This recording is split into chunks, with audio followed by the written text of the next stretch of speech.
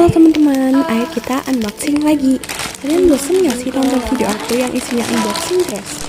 Coba dong kasih aku ide kira-kira konten apa yang harus aku buat di video selanjutnya. Barang pertama, aku dapet sleeve marker warna pink.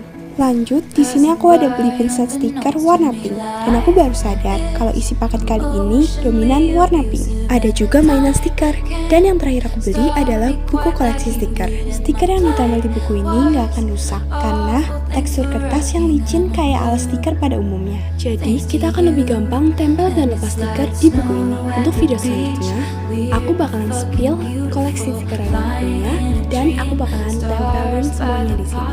Makasih udah nonton sampai akhir. Bye bye.